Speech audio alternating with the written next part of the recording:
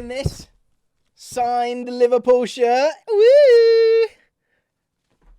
I'll keep watching then. Right, guys, let's get into this episode of The Fallout. And we are going to focus on teams that have got things to play for. The relegation battle. We're going to talk about Southampton and Nottingham Forest. Southampton obviously got relegated. We'll talk about the meltdown of Arsenal. And we're going to talk about how Big Sam may just have blown the top 4 race wide open. Now, the top 4 race is still unsettled right now. And in this week's Fallout, we're going to look at why that is, but also tell you why Newcastle might just bottle this one because of what happened in this weekend's game. Leeds United 2, Newcastle 2, the XG 2.06 to 2.42. And I know Newcastle fans, very vocal in the comment section. I always have a look out for you guys. Just hear me out, okay? I know there's a little bit of hyperbole here. And I think you've done fantastically. And you should get over the line. But there's a tactical tweak here from Leeds that I think could rear its head in the next game. So just hear me out. So despite Allardyce's first 2 matches not ending with a victory, I think what we saw in this match gives Leeds a tiny glimmer of hope, whilst also exposing some critical weaknesses that could shatter Newcastle's season after doing so well with only 2 games to go. What Leeds did well against Newcastle was they overloaded the left wing. Have a look at this screenshot. This screenshot is in the build-up that won a Leeds penalty. And before we get into this, I know what you're thinking. Yes, I've got hat hair. I just saw it in the corner of my eye. That is shocking, isn't it? We've all been there. Should we press on? Should I do the rest of the video? Maybe. Look, we're just going to... Look, we're only forwards. Here we go. So have a look at this screenshot. Here we can see that they forced Trippier out of a narrow position due to having 2 players on the left wing. This then allowed Firpo to make the run into the space vacated by Trippier that got the penalty. Another aspect of this was Joe Linton's body position. He doesn't anticipate that run from Firpo, and because Firpo already had the run on Joe Linton, he was able to get past by him and thus forced him into committing and giving away that penalty. Jack Harrison received 6 progressive passes against Newcastle, more than any other Leeds player, which highlights how Leeds targeted that right-hand side of Newcastle's defence, which is kind of surprising because, you know, Trippier is obviously such a fantastic player, but he's also a player who tries to get high and get involved. As for Newcastle, I think in particular, the pairing of Isak and Wilson, it worked well to an extent, but I think the worry is that having them starting together, it can leave them that little bit lightweight in midfield, which doesn't allow them to be as solid defensively, which is what they've sort of built their success on this year, despite scoring a lot of goals recently as well. So it's, you know, it's one of those catch-22 situations. I think with a midfield 3, it's easier for Newcastle to double up in wide areas, which leaves less space for opposition to create gaps in defence. Leeds aren't the first team to have joy from crosses this season against Newcastle either. Southampton scored with a cross against them a couple of weeks ago, whilst Gabriel Martinelli on the left for Arsenal also caused similar problems for them. Here's the thing. Newcastle's next match is against Brighton. And as we saw, and I've said numerous times, anyone can get pumped by Brighton. And this is a team as well that focus their attacks down the wings, especially with Matoma. And Matoma one-on-one against Trippier could make or break Newcastle's season. And the selection will also be really, really important here. But you could imagine Estupiñán, another goal scorer this weekend from left-back, making those underlapping runs. It could hurt Newcastle in a similar way to Leeds, which could leave them vulnerable when it comes to the top 4. So let me explain this shirt. So, Liverpool fans who are watching this video right now, you are the proper OGs. Because Liverpool aren't in this video. They've still got to play Leicester. But I want to give away this shirt to you guys. I could keep it. Of course I could. But I've always said to you guys, when I get cool stuff, I'm going to try and pass it on to the best community in the world. It blows my mind. Literally, not literally, because, I mean, well, it looks like it, doesn't it, with his hat here. But I love you guys, is what I'm trying to say. So, do me a favour. We're trying to march to 250k. If you're not subscribed to the channel, hit the subscribe button. If you are already, then don't worry about it. Get in the comments and tell me why I should give you this signed shirt. It's got all the big players. I can see Diogo Jota. I can see Diogo Jota right there. If you want to win it, you can do. Just subscribe and get a comment down below, and I will pick someone at the end of this week. Man United 2, Wolves 0, 3.2 XG for Man United, 0.33 for Wolves. Fantastic result for Man United just when they needed it. And this was a really fascinating game from a Man United perspective because They addressed the 2 poor previous performances. I'm trying to say that 5 times. Poor previous performances against Brighton, 1-0, and West Ham, of course, 1-0 as well. And the worry in those previous matches was that they looked jaded and they were lacking that creativity and chance creation. But against Wolves, I thought they showed freshness and ingenuity. Let's be honest, it's a good time to play Wolves, but it's a game where they had 27 shots. That's pretty impressive stuff. And amassing that XG of 3.2 is exactly what the Ten Hag-shaped doctor ordered. This is such a big positive at what is the perfect time for Man United, because they need to get those points, of course, and then he only needs 6 now, it seems like. And with the games that they got left, they're all teams that they should be able to sort of, want it more than and have that hunger. So it's good. But the wobble could have continued against Wolves, but it didn't. And it will stop those worries creeping in somewhat. And despite some shots coming from far out and being a bit wild, I thought one player almost ensured that this match was going to end in victory for Man United. And if they do finish in the top 4, he's the guy. He's the player who has got them there, and that player is Bruno Fernandes. He was immense throughout the match, and his stats reflect it. Not only did he make 6 key passes, but he also had 7 shots in total in it was truly a I'm him performance. He really stepped up, which generally he does. I know he gets a lot of heat, and he gets a lot of heat from me as well sometimes for his behaviour, but he doesn't shy away. Maybe in the moment against that Liverpool game, that one game, but generally he's always ready to step up, especially when Ole Gunnar Solskjaer is knocking about. He was in the crowd this weekend. That's the ripple effect. Available on Spotify. Yeah, no, it is available on Spotify. Anyway, my favourite thing about his performance in this match was the intelligence that he showed in the build-up for the first goal. Just before this screenshot, he makes a burst into space, which allows him the extra space and ability to get his head up in order to thread one through for Anthony. Fernandes' ability to find space between the lines was very commendable, I think, and especially with Wolves packing that midfield throughout the game. The second part of this move is also fantastic from Bruno, because he weights the pass in such a way that Bentley has to come off his line, and it therefore allows for an open goal for Martial after Anthony squares it back. So incredible vision and reading of the game, reading of the situation. And lastly, his decision making was excellent as per. Most players would look to play Weghorst in here at this moment, but instead he plays a more difficult pass to Garnacho, which secures the win for Man United and encapsulates the superb performance from Bruno Fernandes. Absolutely crucial. Captain's performance, again, another thing I've gone on about is I'm not sure he is a captain, but in terms of being the difference, he does have that desire, and he's not fearful at all, and you've got to commend that. I think from a Wolves perspective, not literally the animal Wolves, I mean the football team, from a Wolves perspective, we're 13th, so don't worry about it. They need a striker. Southampton are, of course, relegated after losing 2-0 to Fulham. What I will say about Fulham, because of course we're going to focus on Southampton, is I can only apologise to everyone associated with Fulham for suggesting that they'll be on the beach. In my relegation video, I said that every team that is down there, Leicester, Everton, who else have they beaten? Maybe Leeds, Forest. They've basically beaten all the relegation teams, and I said it was going to be the other way around. At least they've been consistent. And they have been fantastic. I thought they were done, but they are certainly not. Southampton, on the other hand, are the XG 0.35 in a home game, in a game that you need to win, to 1.40 for Fulham. Now, we're going to pull focus to Southampton, as I said in this one.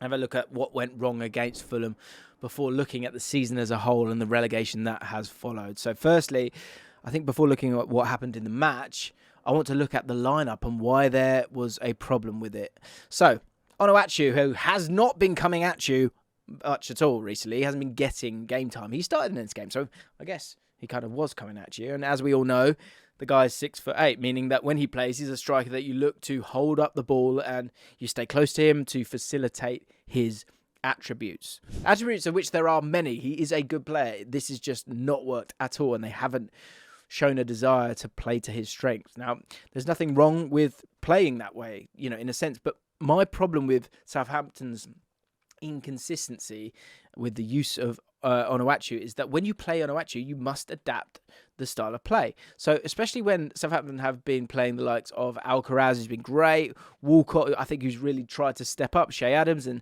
Sekou Mara up front recently. You've got Onuachu, whose last start was on the 25th of February. That was the last time he was coming at you, and that was against Leeds. So I don't understand why they're going to decide to throw him in a game that they have to win against Fulham, because it effectively changes their whole entire style and approach.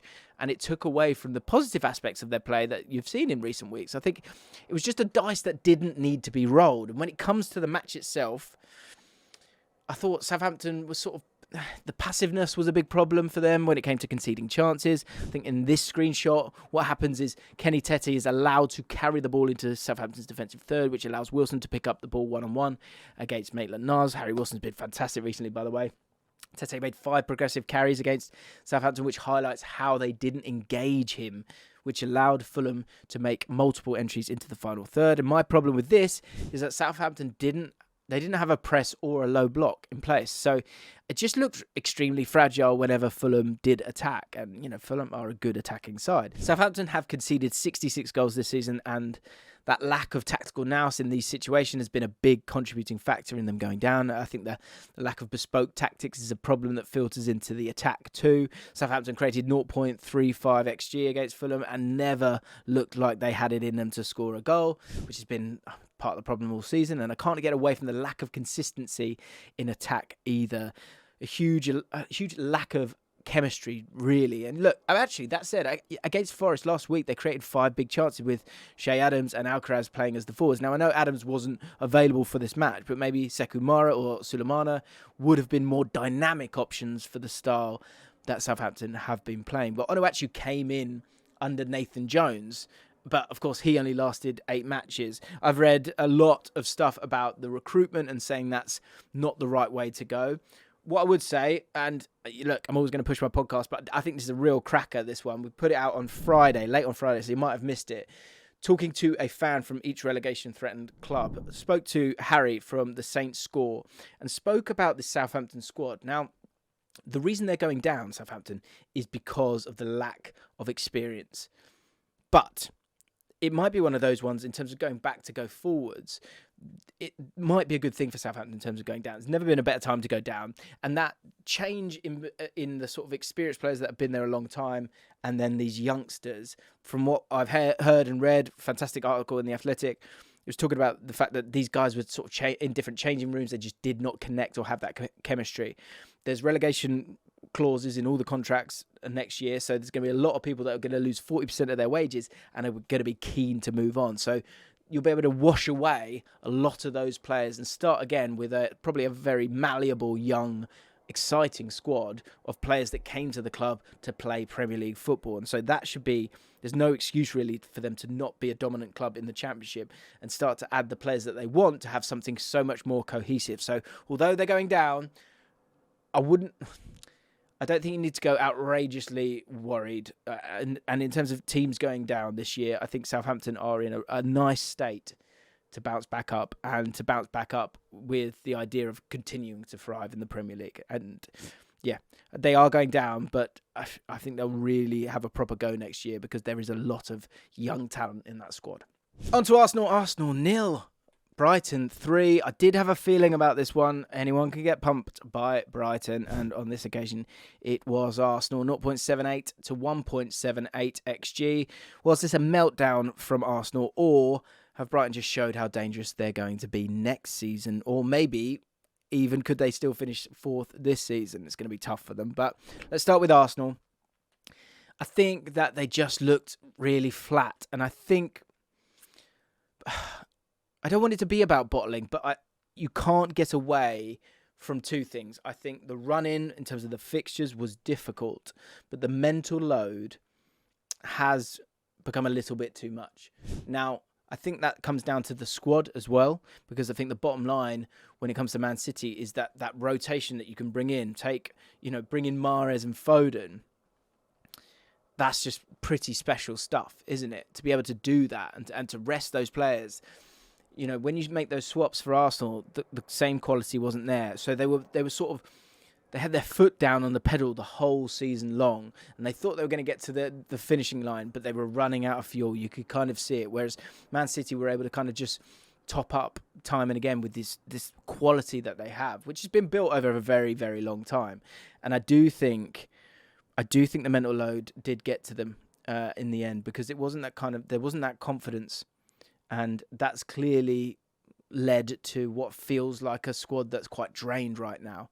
And that's why I think they look so flat. But you mix that up with, and I did a video a couple of weeks ago suggesting this, they were massive underdogs once they drew against West Ham, because the run that they had was much harder than Man City. So maybe we're all getting ahead of ourselves a little bit in terms of thinking about, they could do it, because, at that point, they're in a good spot, right?